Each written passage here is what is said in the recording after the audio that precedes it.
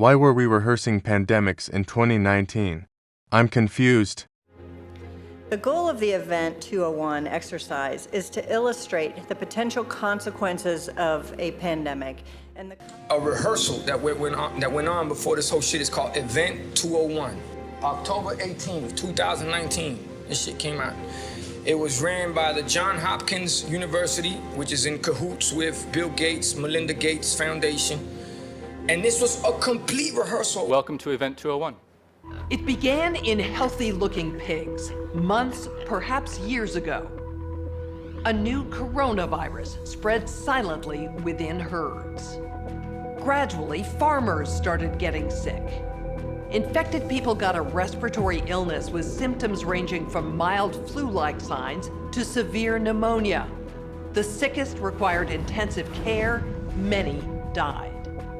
At first, the spread was limited to those with close contacts, healthcare personnel, co-workers, and families. But now it's spreading rapidly throughout local communities. International travel has turned local epidemics into a pandemic. Travel advisories, while some countries have banned travel from the worst affected areas. The President has made a decision to suspend all travel to the United Kingdom and Ireland effective midnight Monday night. We could eventually have 52 million treatment courses per year, but it will take many months to get there.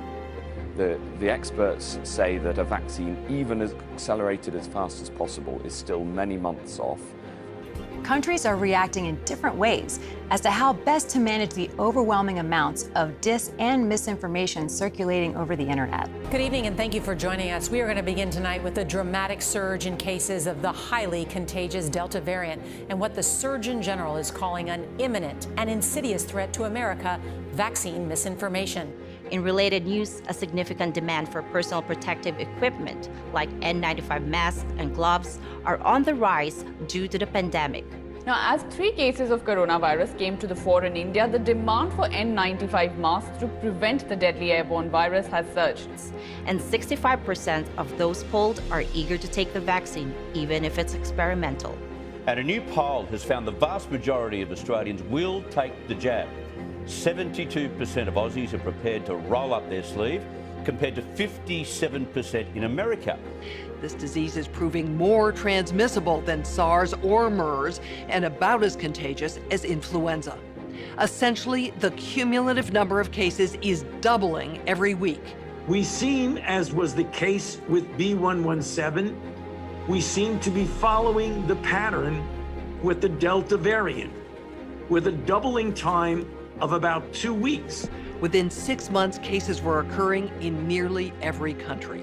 The global economy was in a free fall.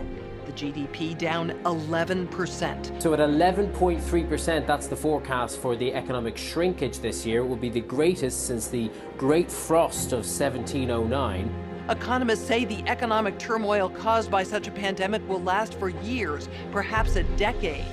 They estimate that it could be several years, perhaps a decade, before we return to the pre-pandemic growth path. So this is really a moment where it really matters.